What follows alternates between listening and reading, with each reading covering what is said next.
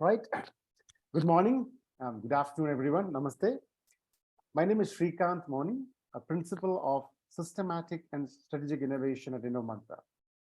I would like to welcome you all to the webinar series on innovation, the CXO Forum on Systematic Innovation Management. Today, we have the third webinar in this series. This webinar series is a joint initiative of Innomantra and Amplify to introduce and share various aspects of innovation. This forum is designed to bring together leading minds from industry, academia, and government agencies globally to strengthen innovation methods and reinvent organizations for growth and sustainability. This series will introduce and provide a roadmap based on the 8 innovation management principles outlined in the recently established series of international standards, that is ISO 56000.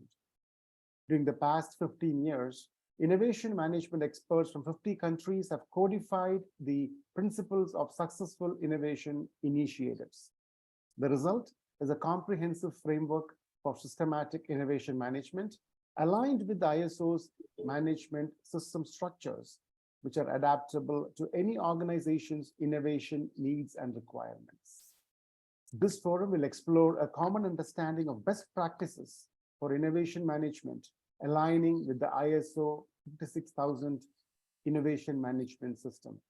The forum also provides an opportunity to interact with other leading innovators and develop actionable insights to drive the innovation process. This series will bring out the ISO's principles of innovation management to help you assess where you stand as an organization in innovation and thus plan for internal projects to grow your organization. The 8 principles based on the ISO 56000 standards will help explore the critical elements of an innovation management system. The community support for this webinar series is provided by the Indian Society for Quality on the theme Enabling Innovation Success Over and Over Again. Before we get started, I would like to introduce Innomantra and Amplify organizations.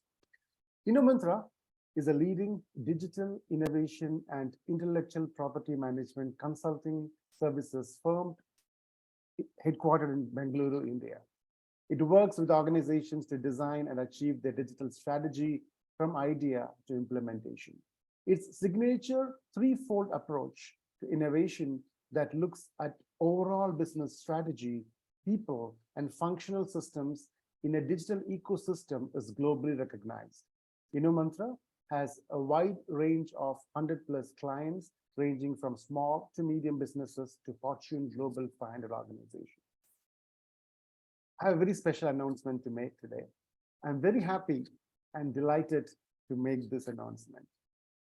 The July-August 2023 edition of the Harvard Business Review features a cover article titled, How Generative AI Can Augment Human Creativity. It is my pleasure to announce that this article was co-authored by Innomantra team, Dr. Tojin Thomas Eaton and Mr. Lokesh Venkataswamy, along with Dr. Daniel J. Finkelstadt and Mr. Josh Falk. This article unfolds the intersection of generative artificial intelligence and human intelligence to think beyond. We hope this insightful feature article captures the interest of the Harvard Business Review readers as an inspiration for innovation. Moving on to Amplify. Amplify is a leading consulting and training company headquartered in Stockholm, Sweden. Amplify is rooted in the strong Scandinavian innovation culture where innovation is practiced and researched at the forefront. Amplify has worked with multinational clients and contributed to innovation efforts all over the world for over 20 years. This hands-on experience from innovation projects has contributed to gain deep knowledge to come up with strategic perspectives of innovation. In today's webinar, we have 3 speakers, Sri Avinash Sankhe, Mr. Gunnar Storfeldt, and Dr. Magnus Karlsson. We will plan for a short Q&A at the end of the webinar, but please feel free to post your questions on the chat window. Sri Avinash Sankhe is the Director of Shared Services at Bureau Veritas Group. Sri Avinash Sankhe comes with more than 3 decades of rich experience in various industries and has worked in organizations such as Mahindra & Mahindra, Voltas Limited, and Karvi, and roles in quality, operations, and technology. I would like to invite Sri Avinash Sankhe to share his thoughts on the topic, the role of future-focused leaders in building the culture of innovation to strengthen employee engagement and collaborate with partners for mutual success. Over to you, Sri Avinash Sankhe. Thank you, Sreekanth. I hope you're able to hear me clearly. Yes, we can. Perfect. So I'll just check if I'm able to share the screen now. I don't have the. Jay Kumar, please, can you please provide Mr. Avinash Sankhe, co-host? Yes, please go. I can now. Yeah. Okay. Just let me know if you're able to see my screen. Yes, thank you. Okay. So before I begin, thank you so much, Innomantra team, Lokesh, and Amplify team to give me this opportunity to share my experience with all of you. Here's a disclaimer before I start talking about my experience. I'm not an expert in innovation. I'm not an authority on innovation. I'm simply going to be sharing my experience, the journey that I have been going through for the last few months in partnership with Innomantra. So I'm going to be co-learning with you, co-creating with you, even during this session. So thank you so much for your patience. Before we get into the topic where I'll be sharing my experience, here is a little bit introduction about Bureau Veritas as a organization. We are about 200-year-old company, more than 80,000 people, especially focused on quality, health, safety, environmental protection, and social responsibility for the assets and products and infrastructure and processes across the world. We are present in about 140 countries. And we also take pride in calling ourselves as a business to society company, knowing the responsibility that we carry on behalf of the regulators and the institutes globally. Coming to the scope that we manage as a global shared service center, we have 2 specific areas or objectives with which we operate.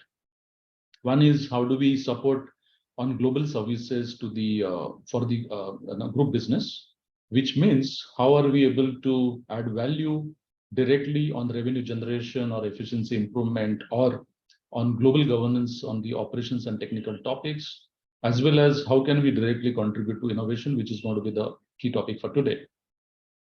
And this encompasses for the business from the sales to delivery to also finance and accounting. So basically, we cover the entire spectrum of business for the group.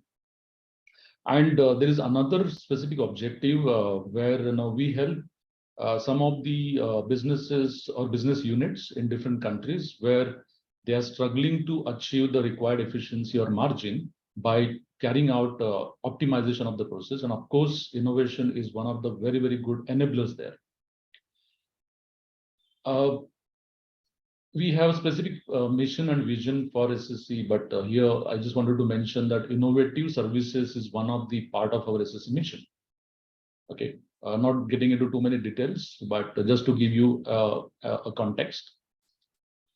Again, this is just to let you know about the overall footprints that we have of the Global Shared Service Center, about 140 countries in all continents, carrying out different activities for our global resources, for global certification, for global contracts, and various different activities for the industry specific division that we have. Coming to the specific topic on innovation, what really triggered innovation topic, in our minds is basically the drive that came from the group, the Bureau Veritas group level, where innovation was considered to be one of the priorities, and Shared Service Center as a strategic partner having a mandate of initiating the innovation related activities and practices. We were also looking at how the other shared services which are set up by the multinationals, which they also call it as global business services, are evolving parallelly, so that we also get inspired and motivated by them. This particular skill we do not have, so there was a need also to look for a partner by which we will be able to acquire those skills, and we will challenge and disrupt the activities and experiences using the domain skill that we have. So that's how Innomantra came into picture, and a little bit about our specific reason for why we went for Innomantra, while we were also having an opportunity to collaborate with the top big four, is because they are only and only focused and working on innovation as their core business. And this was one of the reasons why it appealed to us that we should partner with Innomantra rather than with anybody else.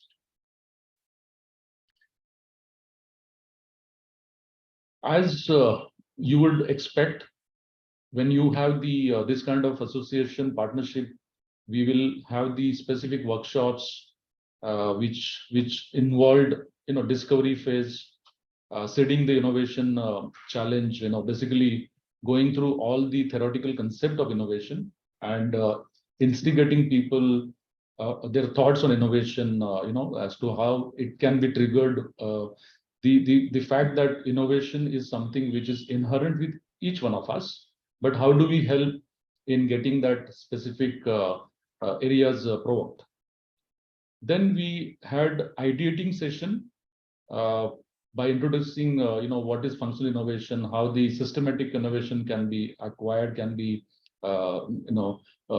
something that can be done in the day-to-day processes. And we went through the whole process where I listed down like idea prioritizing after listing down all the ideas.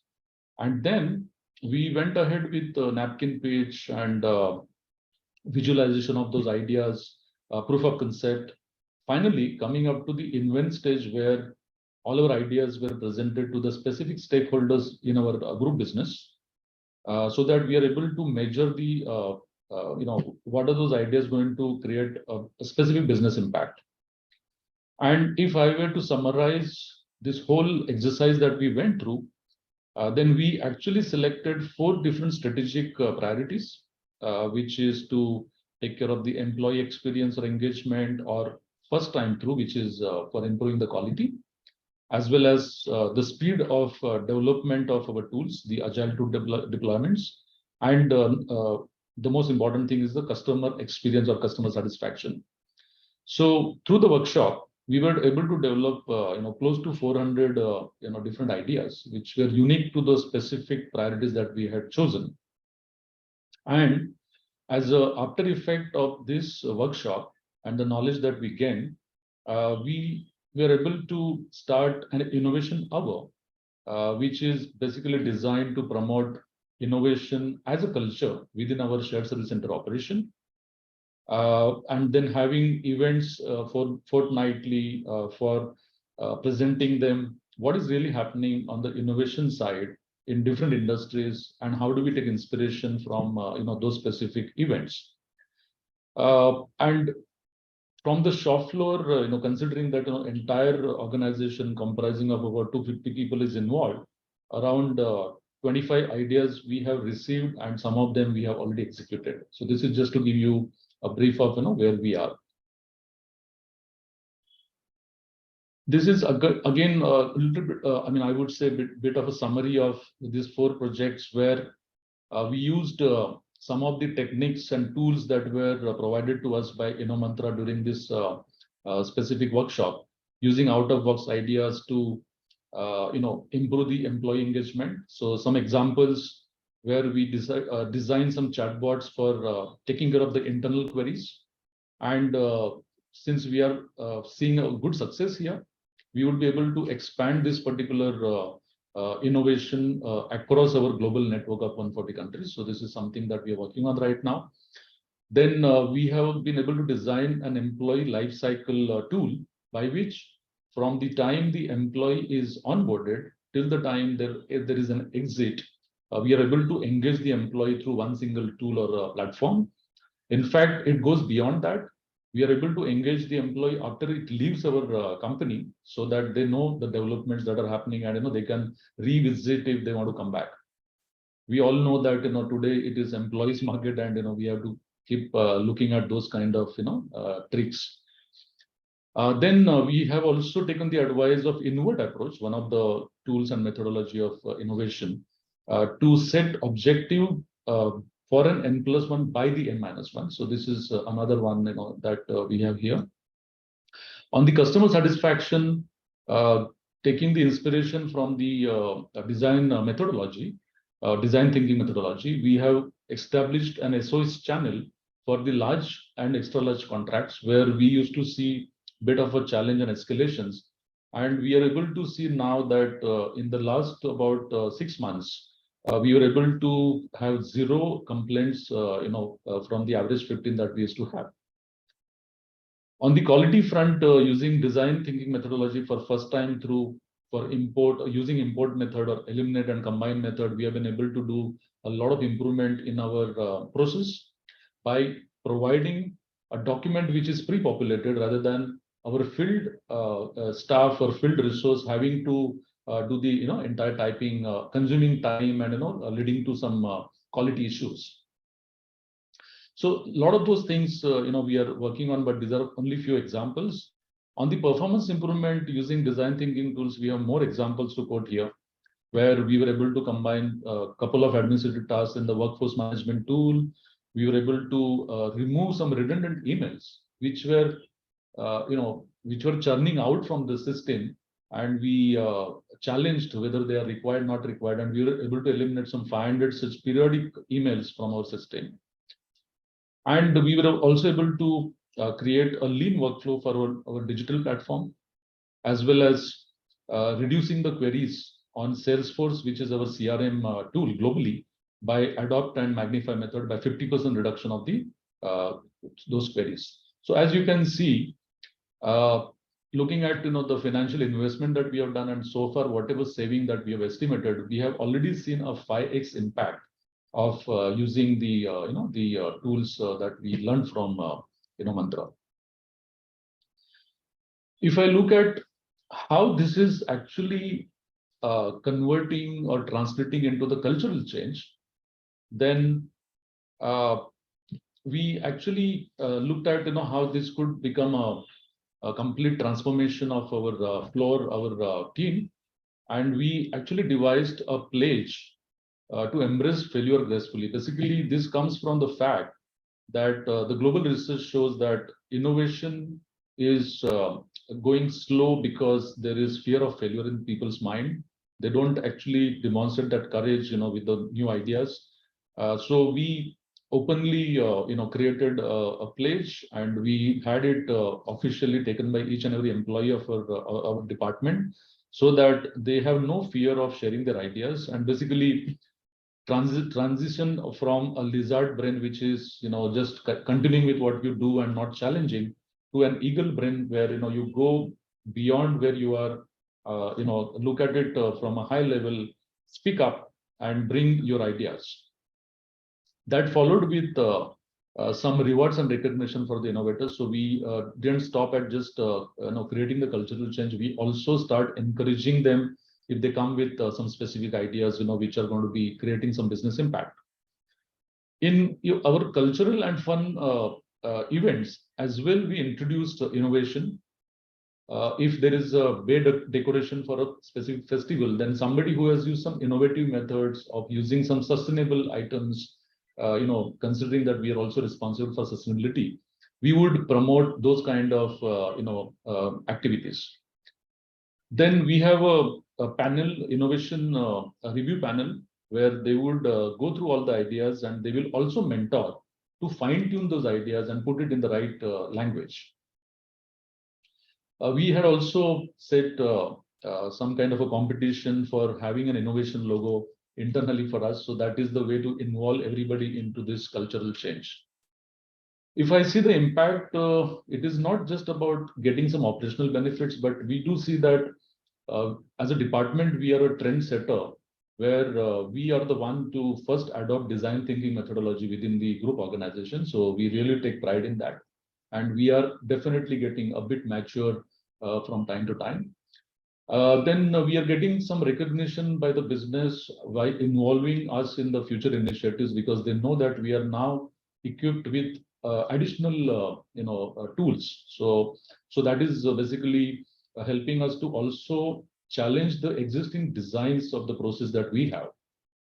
Okay, then there is more buy-ins from the stakeholders on the ideas and suggestions that go from this team because they know that we would have done some very scientific, systematic homework. And overall result of this, we do see that the employee net promoter score is showing an incremental improvement from where we were 6 months back.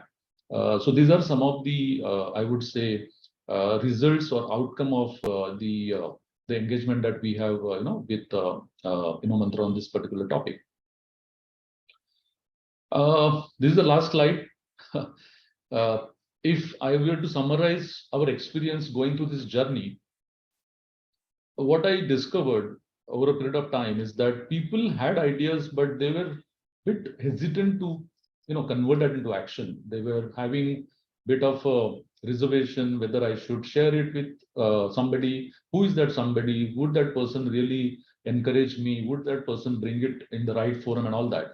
So I think this is the very typical issue that will be seen by any organization where a person who has an idea would be in a dilemma whether he would be a player or a spectator. And that's where I think this is the dilemma that we need to thrash it out, by leadership intervention, where the involvement of leaders is going to be very important. And then formally having a tool which will monitor the ideas, where people will know that their ideas are going to be tracked and monitored, and they will be told why their ideas are not being considered. So they will have, the justification as to why the idea cannot be converted into a specific action. While working on innovation, since it really looks at entire spectrum of the business, and we were actually focused, I would say, a bit narrowly on the scope that we were managing, this has given us a bit more challenge in terms of visualizing the business from end to end and not really getting driven by the past experience.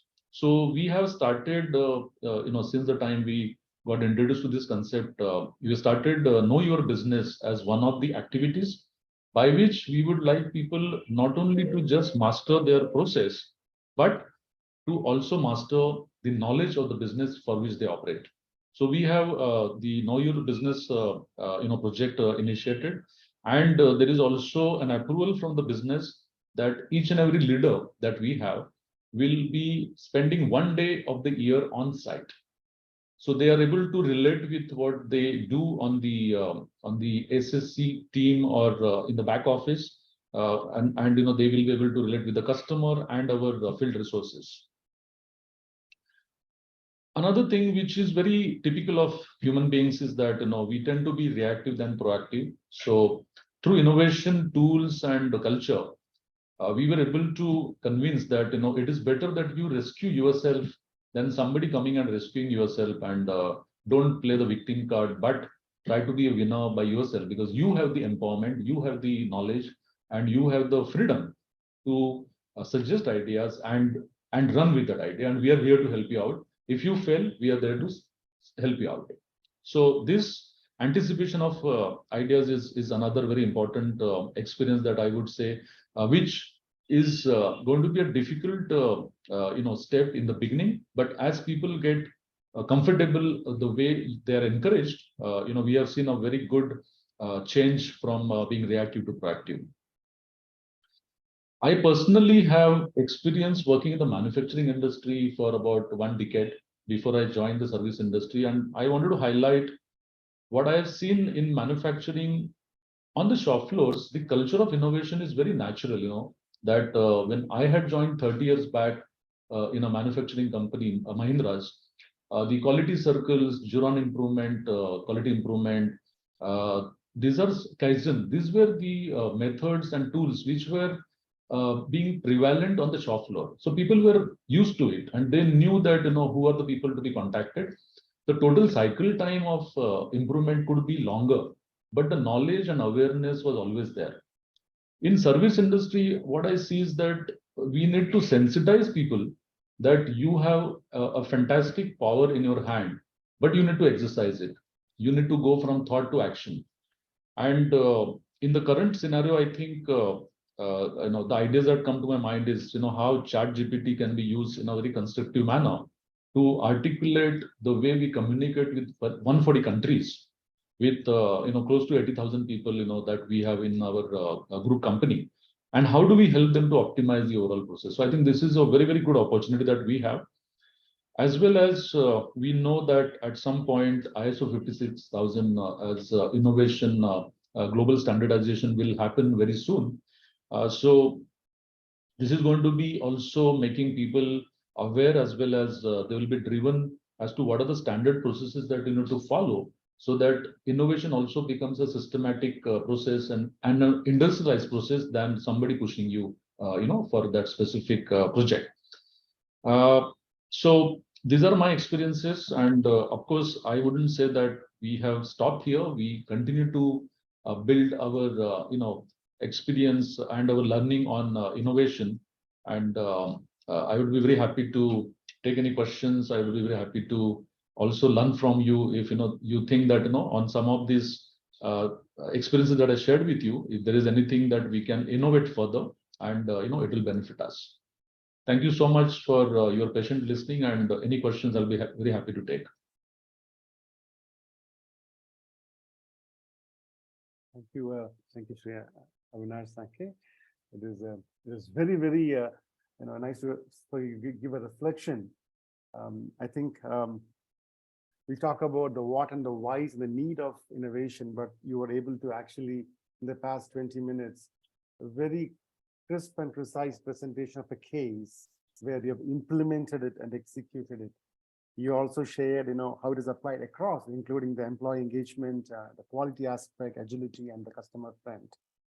And, it's also very nice to see how you've embraced the concepts and the essence of innovation and identified specific spaces and qualified the results. And you're able to quantify the results and see the outcome of it. And you've done all the processes in place to ensure that happens. Of course, we are all moving into, thank you for bringing up the ChatGPT, and we are waiting for the standards on ISO. And lastly, you mentioned about the perspective and the strategy that you have taken as an organization for proactive approach in innovation to ensure success. And I think your data points are the proof of the pudding that how we have been able to execute the concepts and being able to see the results in your organization. So thank you very much, sir, for sharing a beautiful case study that you presented, and we are able to clearly see how it has been you've been benefited from these concepts. So thank you. You're welcome, and thank you once again for giving this opportunity to me. Thank you very much. Yeah. All right. I think we'll have the questions later. If you have any, please make a note of that. Moving forward, I would like to introduce Mr. Gunnar Storfeldt. Mr. Gunnar Storfeldt is an innovation management expert and CEO of Amplify.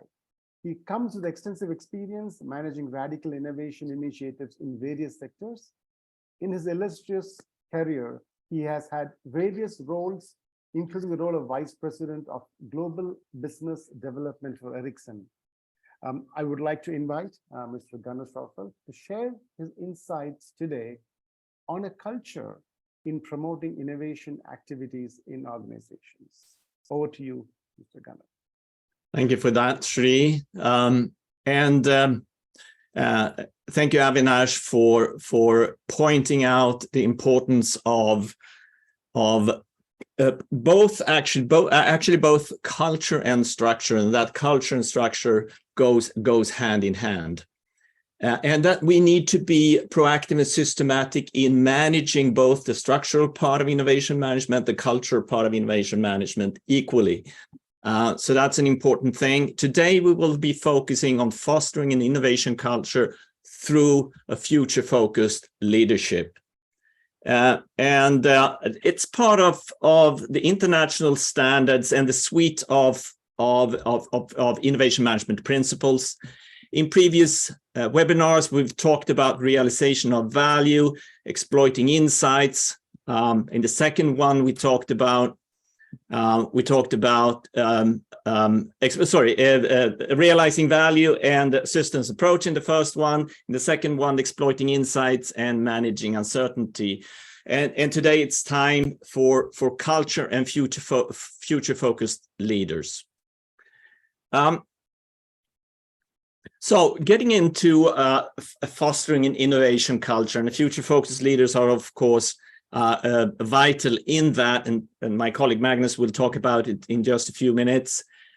But just focusing on culture, and when we meet up with management team, and I'm talking about experiences from meeting of thousands of leaders in hundreds of management teams all over the world over the past 20 years. Most of them say that when they strive to make their organizations more innovative, regardless if it's a small company or a big organization, public or private, most of them say that it's all about the culture. At the same time, they say, but we don't understand it. It seems like it's in the walls and we can't get our heads around it. So that's an issue, and they, in many cases, they don't even define what an organizational culture is. And the simple, the starting point for actually dealing with the culture is defining it as the dominating attitudes and behaviors in a group of people. And that is what has been stated in the Innovation Management Principle for Culture in the international standards.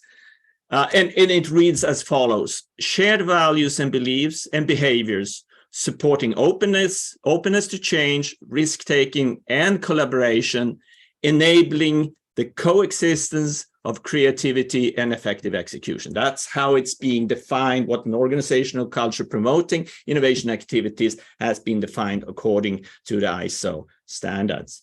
And Avinash talked about the difficulties in moving from creativity to execution. So that is actually covered by this principle. How do we deal with that and make sure that people are willing not only to participate in the creative part of the process, but also the execution and realization? So that's part of the principle. So how do we actually attack this proactively and systematically based on this simple definition, the dominating attitudes and behaviors in a group of people? Well, we can lean on the Edgar Schein model with an analogy with a tree where the root is the individual values of the members of the organization. The trunk, the middle level, are the brand values and norms that we practice. And the effect that actually manifests the culture are the attitudes and behaviors, which is at the top of the tree, the leaves. This is what we see, this is what we feel, and this is what we hear. So that's a model that we have found very, very useful. And we must have a strong correlation between these levels. And we can work systematically on each one of them. So let's quickly go through how that can be done. So let's begin with the root. If we break down the individual's attitudes and behaviors, we can base that on the kind of the inner mechanisms within each individual. So each individual has a set of values. And as individuals, as humans, we tend to operate on a set of 8 to 10 preferred values. Half of them are static. These are the ones that we are basically born with. They're hardwired into us. And half of them are a bit more dynamic and flexible. And we can change them depending on the situation we're in. And we can reprioritize them if we like. Now, these core values or preferred values, they control our rational and emotional thinking. And the rational and emotional thinking will determine our attitudes and behaviors, and also then determine our actions. So can we get a feel for the values within an individual, and can we then aggregate that to a group or organizational level? And the answer is actually yes, it can be done. Because based on research, there are approximately 100 human values. And each one of us has then a preference of 8 to 10. And this has been researched and organized and categorized. This is just one map of values, stretching from more fundamental ones as security and belonging to more visionary ones like integrating and visionary. These are categories of values. Each value is then defined. For example, learning. Learning is important to me. It's one of my preferred values, and it's defined as continuously acquiring new knowledge and skills as a lifelong learning process. So now we know that. So if that is important to an individual, they will actually act on that. It's part of their behavior to seek new knowledge and to act to build new skills and competencies. So how do we actually figure out what each individual in our organization will their set of values? Well, we can actually do that through smart surveys. We can survey each individual in an organization about their priorities, and there are very good systems on the market for doing this. And it can give us a set of preferred values for an individual and then aggregate that on a team level and an organizational level. So that can actually be done very effectively. And the preferred values that you now see, they are part of what we call the mindset. So the combination of these values is considered to be an individual mindset or a group mindset. Now we know where the individuals and the teams are in terms of their preferences. So now we can compare that to what we need to become an innovative organization. What makes up our innovation culture? And this is something that we need to define from our strategic thinking about our innovation needs and goals and objectives. So in setting your innovation strategy, we can determine what cultures support the implementation of our innovation strategy. So that can be done. And now we have the possibility to analyze the differences, where values are aligned, and where we can see gaps that we need to deal with. And we can, with quite high precision, determine the actions that we need to take to align the values of the individuals and the teams and the organization as a whole with what we need to become a more innovative organization. So let me give you one practical example. For approximately 10 years ago, a medical device company came to us.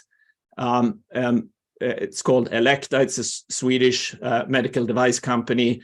They came to us and said, we used to be innovative. We were a small team of people developing a novel system for radiation therapy. And you can see the image of Dr. Lexell himself with the small team of people at the beginning of this company.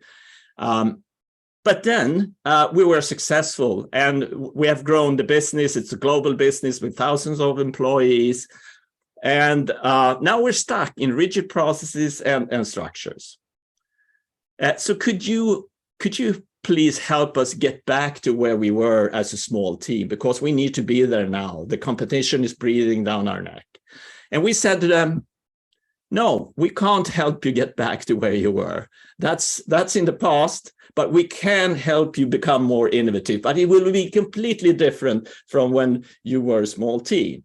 and you need to change your attitudes and behaviors accordingly. You still need the structure, you still need the processes and the procedures and policies. That's not negotiable, but you also need to combine that with a systematic approach to the renewal of your business. So one of the things we did was to do a complete innovation management capability assessment, looking into the processes, methods, and tools and things like that, but also understanding the culture of the company, the current culture, and see how that matches or deviate from what would be ideal for them as a more innovative company. So this is the outcome of the survey for the management team, 15 people who went through that survey, and these are values that, from a strategic point of view, considering their innovation objectives, would be important for them. And as you can see, then they're scoring high on certain ones. That's good. We can build on that. Those strengths we can build on, but a lot of weaknesses. And with this map, now we know where the management team is, the individuals and collectively.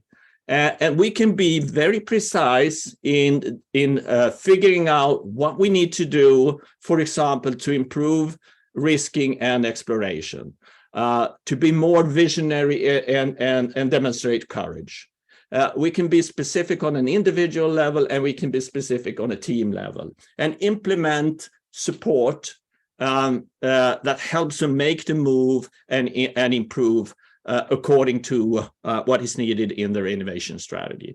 So that's one way of dealing with the root level, the individual members' values of the organization. It's a very effective method and systematic, even if the subject is not that tangible. How do you figure out the inner thinking of an individual and then aggregate that on a group level? It's not a simple thing, but there are some good tools and methods for that. So that's a recommendation to check that out and see if it's something you can make use of. Now, on the middle level, all the individual values are then filtered through the organization's brand values and norms. So these are the things that we practice on a daily basis. This is more tangible. This is where we can actually make an inventory of the things that we have in terms of structures. For example, brand values, policies, KPIs, scorecards, and things like that, processes, procedures. We can make an inventory and say, are these in line with what we're trying to achieve when we're striving to be a more innovative company? Or are they actually hindering? Are they impeding individuals and groups to live their values? So that's what we have to do, and we can systematically go through that and see what actions we need to take in terms of revising brand values, reforming policies, upgrading scorecards, etc. So finally, then at the top level, now on this level, attitudes and behaviors are actually manifested. So these are kind of defining the culture, and we are going to see behaviors that promote innovation activities, and we are going to see behaviors that impede innovation activities.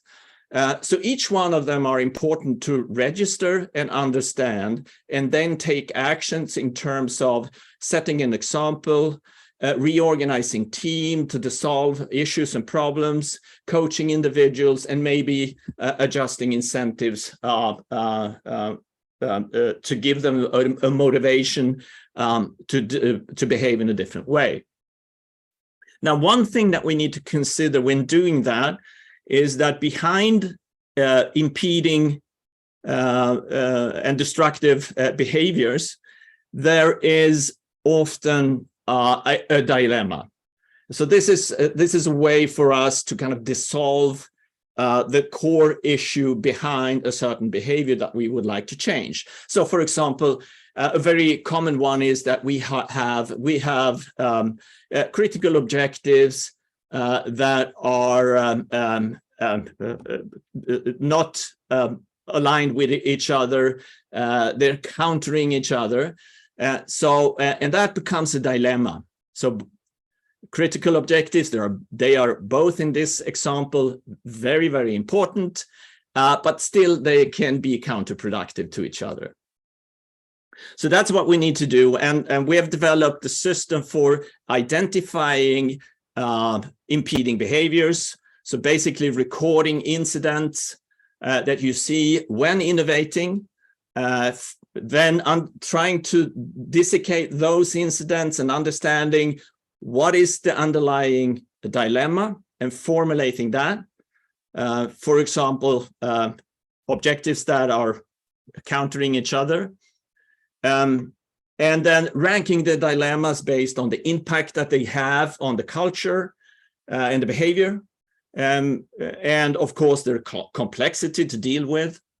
And then designing the trade-offs that has to be made. So maybe we need to loosen up the efficiency objectives to become a bit more innovative. So that could be a trade-off that we need to make. And finally, then finding ways to implement and adopt those trade-offs to solve the dilemma and change the behavior. So that's a kind of systematic approach to dealing with things that will arise in your through your innovation efforts. So to conclude and wrap up this brief talk about culture, this is a deep subject, and we can spend days on it, of course. But just to wrap up now and move into leadership, we can be systematic. We need to be take action on 3 levels: the individual values, the root, the trunk, the middle layer with the brand values and norms and things that we practice every day, and then act on both positive and negative attitudes and behaviors as they occur. So that's kind of, and finding the correlation in between them and aligning them, those levels. So that's what we have in front of us when we want to change the culture and foster a culture promoting innovation activities. And of course, a future-focused leadership is essential for doing this. Without it, it's not possible. So Magnus, take it away. What do we need from our leadership to be successful? Thank you. Thank you, Gunnar. A beautiful, beautiful presentation. A very interesting perspective that you brought about the 3 levels of individual values, which is very important, and how we're able to align them, of course, and the brand values, and to be able to reinvent the policies and perspectives in the organization to align, and also the topmost aspects of the behaviors and the attitudes, how we are able to coach, and as leaders, being able to bring that perspective to bring change in innovation in the organization. So very nice, very well, and I love the case study of Intra as well, as you are able to give a perspective as they've grown. They need to act like one, and then how they need to implement the innovation perspective. Absolutely. I mean, the conditions and environments change, and you need to change with that to keep your innovative spirit. Yes. Thank you very much. Thank you. Moving on to Dr. Magnus Karlsson. Magnus Karlsson is an innovation advisor and a partner at Amplify. He has been working in the field of innovation for the past 3 decades and worked in organizations such as Ericsson, being part of Research Institute of Sweden. He was also the expert and chairman of the Swedish Institute of Standards. He has contributed globally, being the advisor to Japan Innovation Network, being the member of the International Advisory Committee in Beijing, China. He's currently an adjunct professor at KTH Royal Institute of Technology in Stockholm, and is instrumental in the ISO standardization of innovation management. Over to you, Dr. Magnus Karlsson. We would like to keep talking about the focus, future-focused leadership that we need in today's world. Over to you, sir. Thank you. Thank you very much, Sri. And also, I'd like to thank Mr. Sankhe, for the very clear presentation, and we would like to tie back into what you spoke about on the importance of culture, and of course also, as Gunnar made the connection, that a culture does not appear from nowhere. It is driven from future-focused leaders that can set the scene and actually make sure that you over time can earn that culture in your organization.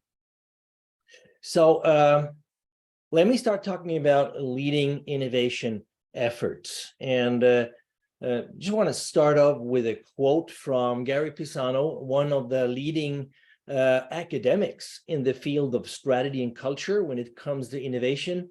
And this is a quote from his latest book, where he says that innovative organizations do not just form spontaneously. They are the product of creative, constructive leaders throughout the organization. So leadership is absolutely key in creating the culture, creating the conditions for innovation to happen. So we as leaders need to reflect on how we are exercising our leadership to maximize innovation performance in our organizations. And I'm going to touch upon leadership in 3 different ways. So first of all, starting to talk about leaders that are all across in our organizations. These are the leaders that exist on any level in an organization. And what we're saying is that they need to be future-focused leaders. And we're going to contrast that to present-focused leaders in a moment. But what are future-focused leaders? Well, first of all, they challenge the status quo with curiosity and courage. So they challenge the status quo by asking questions. They are curious. Could it be another way? Can we work in a different way? Can we provide something else to the customer? And so on and so forth. That is the curiosity. And then we have the second part. That is the courage to actually start to acting on the answer that the leader gets from those questions. Being curious, having the courage to test things, try new things, and so on. And here, related to the courage, I think it resonates very well with what Mr. Sankhe remembered us about, that we need to embrace failure gracefully. That is really what this is all about. Because if you have the courage to try new things, there is inevitable an element of failure in there. And that is desirable when we are innovating. Because through those failures, we learn. So that is the key to all innovation activity. So yes, we need to embrace failure gracefully. We need to have it in our culture, and we need our leaders to act to support all employees to do just that. Second, it's about building an inspiring vision and purpose to engage people, trying to explain why are we innovating? What is that aspiring position that we are moving towards that triggers us to make change, and the reason why we're innovating. So we really need our leaders to articulate that direction and where we are going, and use that as inspiration. And finally, we find these leaders at all levels in an organization, not just at the top. We need them at all levels. And sometimes it's the middle level that could be the most difficult ones to actually embrace future-focused leadership. And just to sum it up, we have in our model of future-focused leadership, we are building that on 4 pillars. The first one, leaders should serve as role models. And this is really important, because if they say one thing and do another thing, they will not be taken serious in an organization. They have to demonstrate what they want others also to do. So curiosity and courage is something that we need throughout the organizations. And our leaders need to demonstrate that through their actions. Second, it's about setting that goal, motivate people with a purpose that we are working towards, and also explaining why do we need to change, why is this important. creating that sense of urgency in the organization. Why are we doing this? The third pillar is about promote seeking new knowledge. At an earlier webinar, we talked about the essence of building insightful knowledge, and that is actually the fuel for innovation activities. So we need to promote everyone in an organization to be curious, ask questions, find new answers, find new dilemmas, find new challenges and problems that we can innovate on. So promote seeking new knowledge is one of the fundamental pillars of future-focused leaders. And finally, leaders are acting as coaches and mentors in the organization, helping others to succeed. And this is extremely important, that we can meet other people in our organization where they are in their level of maturity and their level of ability. So that is where we as leaders must act as coach and mentors. These four pillars are very similar to what's typically in the leadership sciences called the transformational leadership, which is part of the full range leadership model that also includes the other models, laissez-faire leadership and transactional leadership. But actually the most powerful form of leadership is the transformational leadership, where you can maximize effectiveness and efficiency and engagement in your organization. So that's where we need to be as future-focused leaders. As a leader, we are really setting the conditions and the context for innovation to happen in our organization. So making sure that we can remove barriers and create the best possible conditions for innovators in our organizations. This is articulated by another professor at Harvard Business School, Linda Hill. And this is a quote from her research. The role of an innovation leader is to create a community that is both willing and able to innovate over time. And that very well encapsulated the four pillars we just talked about.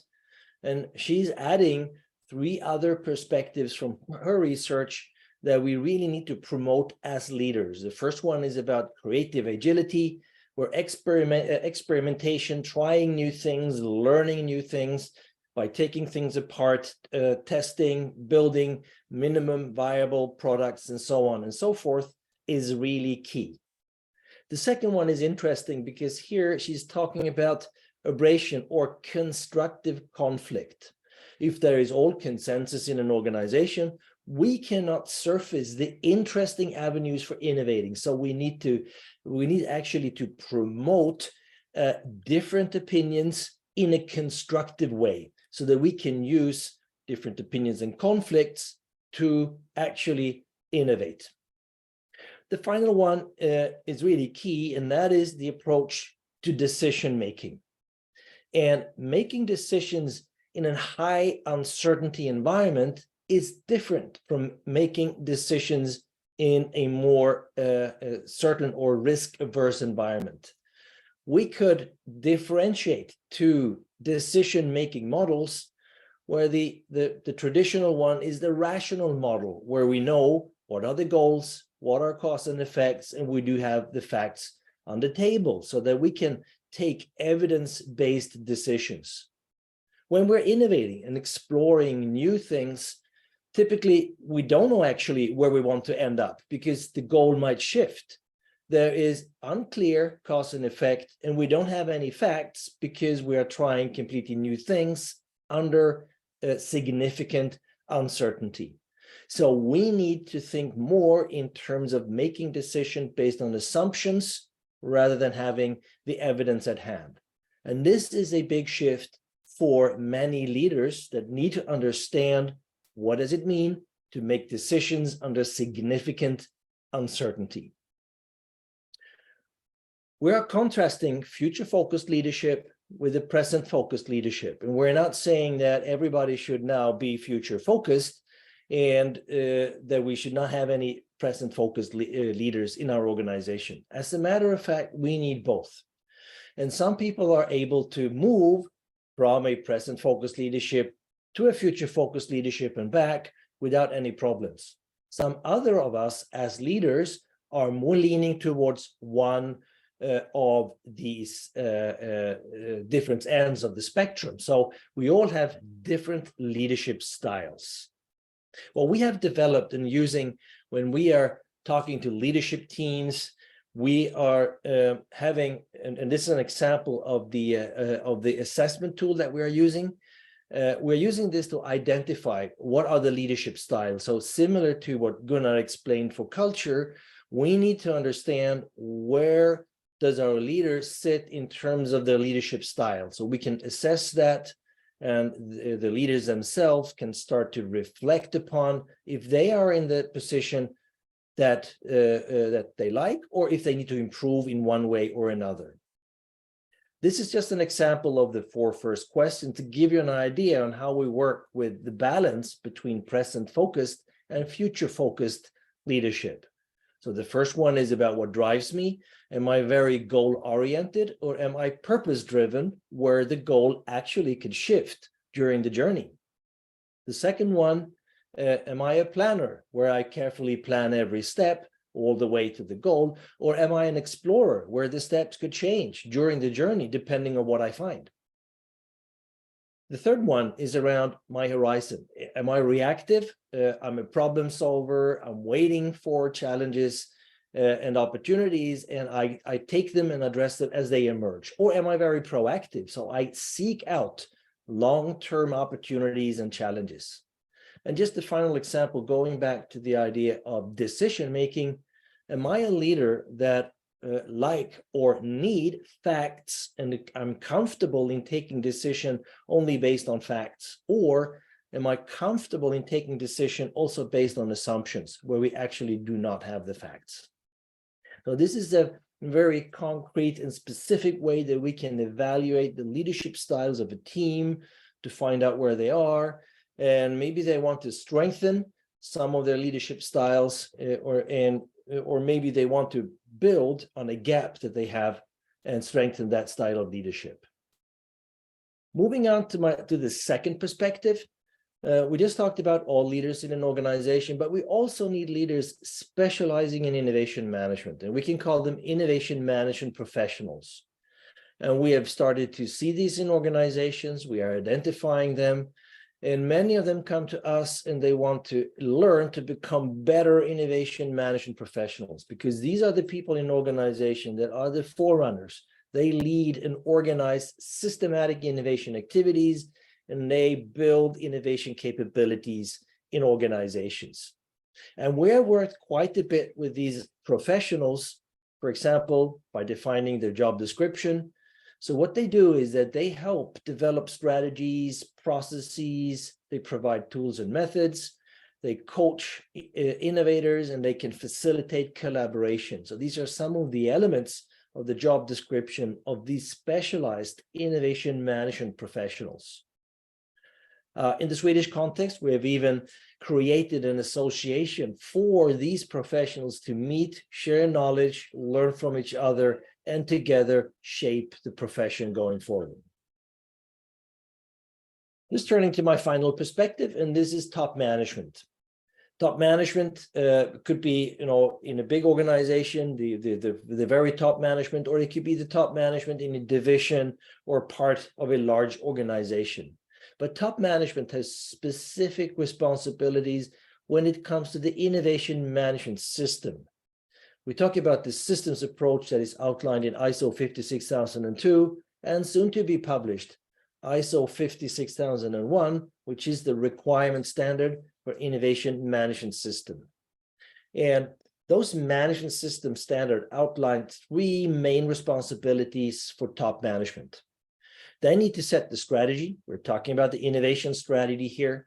They need to be role models and provide and foster the culture, the right culture for people. So that's where leadership comes in, and is very important together with culture. And finally, they need to be accountable for the innovation management system and making sure that it together delivers on what is expected from the organization. So these are the 3 high-level responsibilities of top management. We will not go into the details here, but it's it's important to know that top management has a very specific job in order to make sure that the management system operates at its optimum. I just want to share my final slide, a few things that you can do in order to engage top management, to make them more engaged. We are facing, when we are talking to clients almost all the time, that they want to have their top management more engaged. They need to be more involved. They are typically mostly involved in the operational activities. They do not really know how to become more involved in innovation activities. So the first one is to create the sense of urgency. So make sure that top management really owns the innovation agenda and why we're innovating. The second one is to build the competence in the top management team so that they understand systematic innovation management. And that is a topic we're discussing in this CXO Forum. They need to measure performance and communicate achievements in the organization. They need to see specific metrics and measures on what is happening in terms of innovation. And I think Mr. Sankhe shared with us a few of those metrics that are very powerful to present to top management. And finally, top management need to be involved, not all the time, but now and then in actual innovation activities. For example, sharing of insights on big challenges coming up, and so on. So that will be a way for them to be engaged in the innovation management process. So there you have it, the notes that we are going to provide today on future focused leaders driving an innovation culture in an organization. Just want to briefly mention that we are taking these pieces of knowledge that we're talking about here today from a larger training program called Systematic Innovation Management. It consists of 14 learning modules. And as you can see, it touches upon all the different topics that we're also bringing up in this CXO Forum. These modules all include videos, dialogues, guidelines, recommendations, questions for reflections, where to go to learn more, and knowledge test, and so on and so forth. So this is a comprehensive program. If you want to know more about that program, Innomantra is your contact point. Finally, we just published a book called Changing the Dynamics of Impact and Impact of Innovation Management with a number of case studies. And if you just quickly look at the list, you will see these are case studies from all over the world, international companies, different parts of the world, different types of companies, including public sector organizations, how they are using this systems approach to innovate. And it's all based on the ISO standards that we're also basing these CXO sessions on. So by that, I'd like to conclude and hand it back to you, Sri, to wrap it up and perhaps take some questions. So thank you very much. Thank you, Dr. Karlsson, and very amazing storytelling of putting together a beautiful persona of a future-focused leader or a champion that we would need to take our organizations to the next step. You were able to call out, bringing from the perspective that Gunnar brought about the value systems, the innovation, the competencies. You added the curiosity as a competency of the innovation champion. You were able to bring in perspectives on the job roles, clearing it out, the assessments that is required to take for the self and for the organization, the leadership styles, leadership perspectives, models that help us to move to transformational leaders, and of course the coaching pieces, and also being able to map beautifully the McKinsey 7S to 3 aspects of strategy, people, and systems. So it was a very nice and eye-opening session. Thank you very much, Dr. Karlsson. Any questions that you have, we can have at this point of time. Please, any questions that you have, we can unmute yourself and ask the question.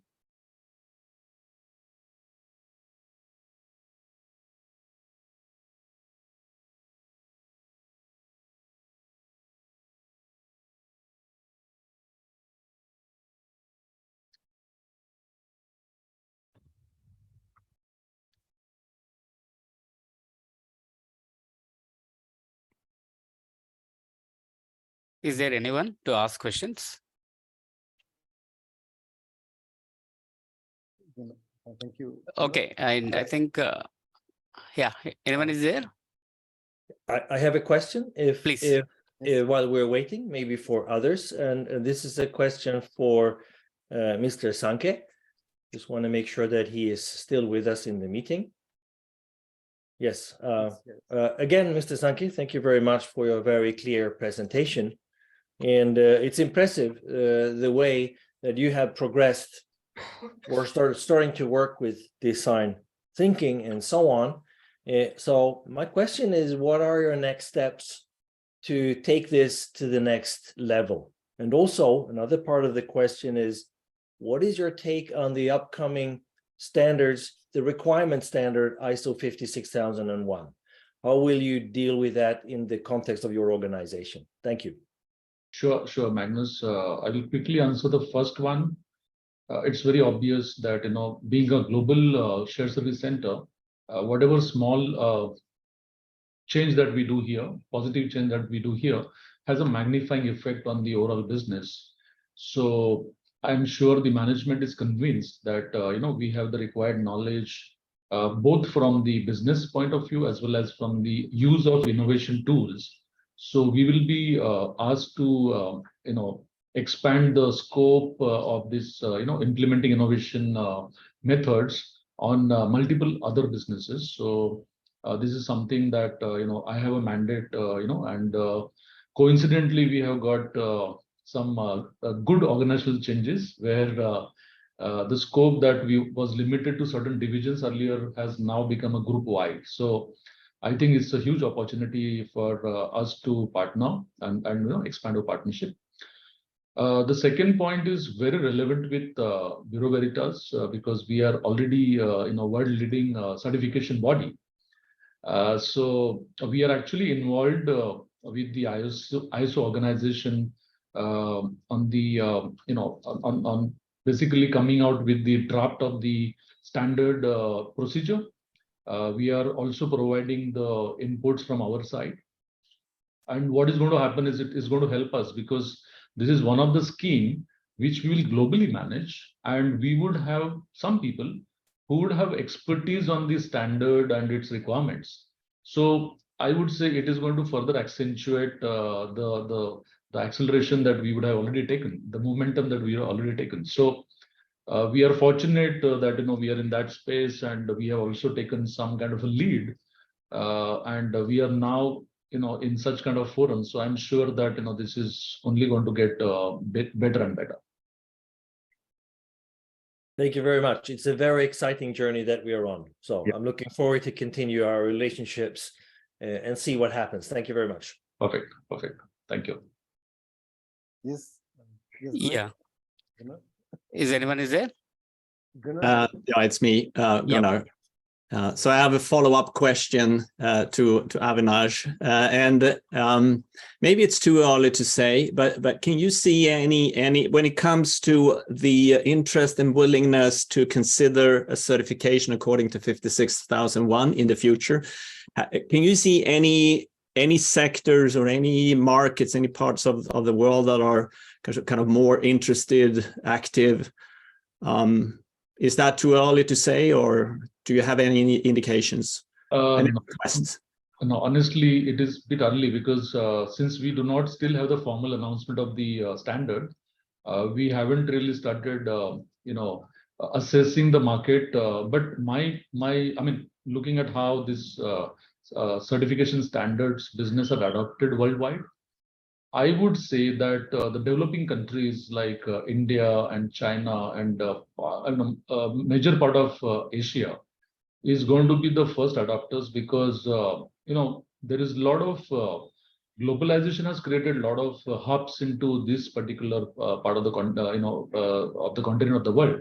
So obviously the adoption is going to be faster there because they already have an opportunity to do more and more efficient. So this is my estimate, but this is my personal view, not Bureau Veritas view. Right.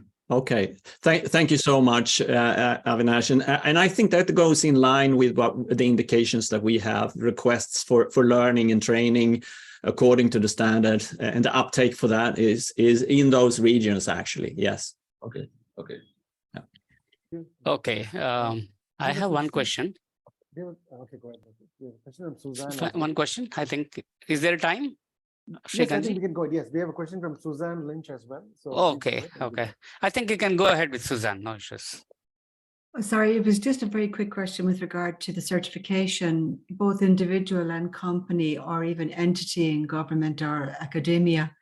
Ireland is still quite behind there. They're saying by 2025 only will certification be possible for a company.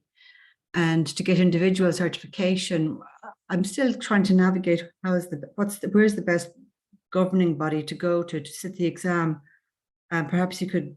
I know I've done ISO certification with BSI in London before, but for this standard, do you have a recommendation of where might be the easiest place to sit the exam? May I? Yes, please. May I answer? Oh, thank you. Thank you very much. Hi, Suzanne. Hi.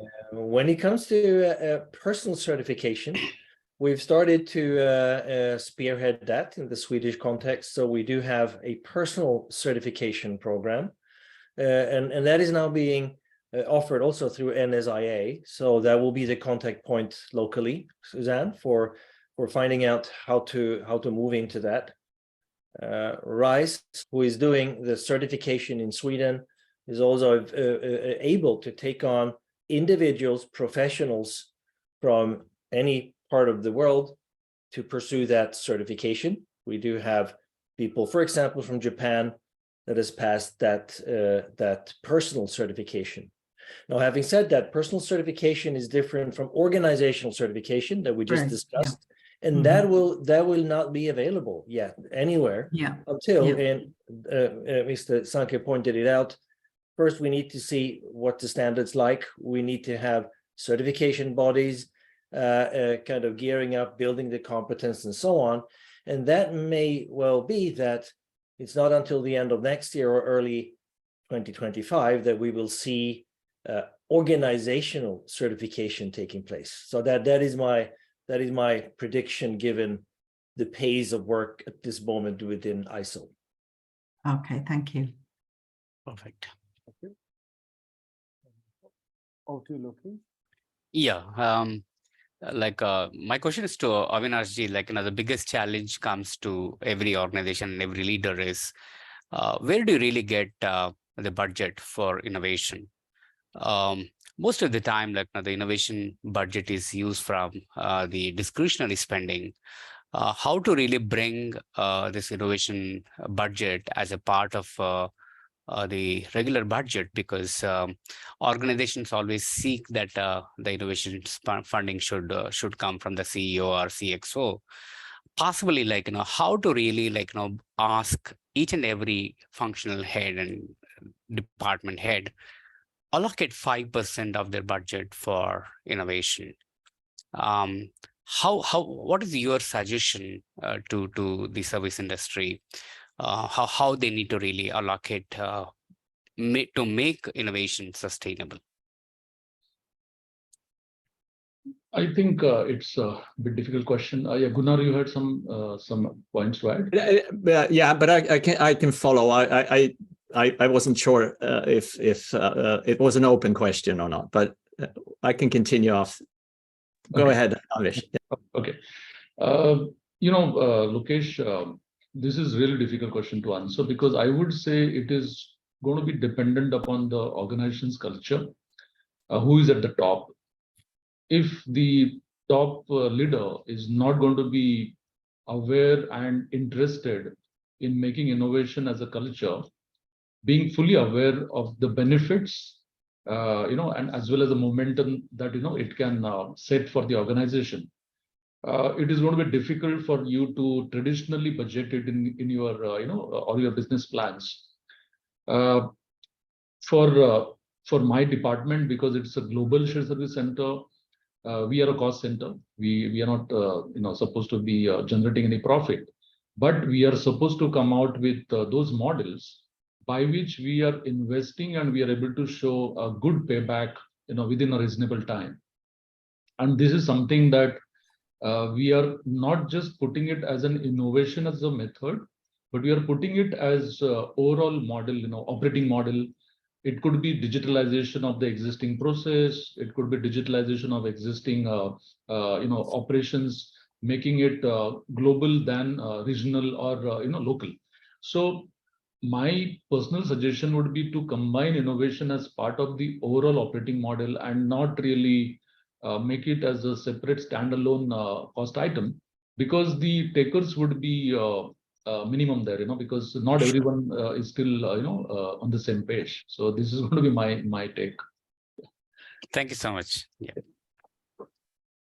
So if I could just add briefly and quickly on that, and actually in the next CXO Forum, we will be talking about the principle of strategic direction and adaptability, which is actually crucial to what we are talking about when it comes to allocating resources, monetary, people's time, et cetera, for innovation activity. That goes in line with Rakesh's question in the comments as well, how to keep it up, how to prioritize and resource allocate.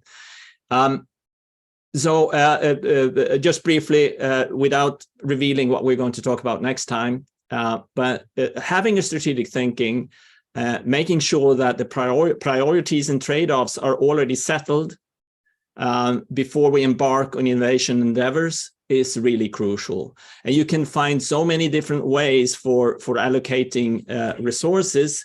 We'll briefly touch on that next time. There are many good models for doing it, but I completely agree with Avinash that it needs to be a natural part of the business, as part of the operational model, and not seen as just a side thing or a separate thing. Sometimes we need to allocate specific budgets or funds, rather, exploratory funds, but that should still be part of what we naturally do to explore new things and have some resources for that. Yeah. More on it next time. Yes. Thank you very much, Gunnar. Thank you. I think we have reached almost the end of the session today. So thank you everyone for attending the session. It was very beneficial, very interesting perspectives. The CXO Forum of Systematic Innovation Management webinars are scheduled every second Wednesday of the month. The next session will be the fourth in the series. And as Gunnar mentioned about the topic on strategic directions will be addressed, will be scheduled on the 12th of July, 2023. So thank you all and namaste. Thank you. Thank you.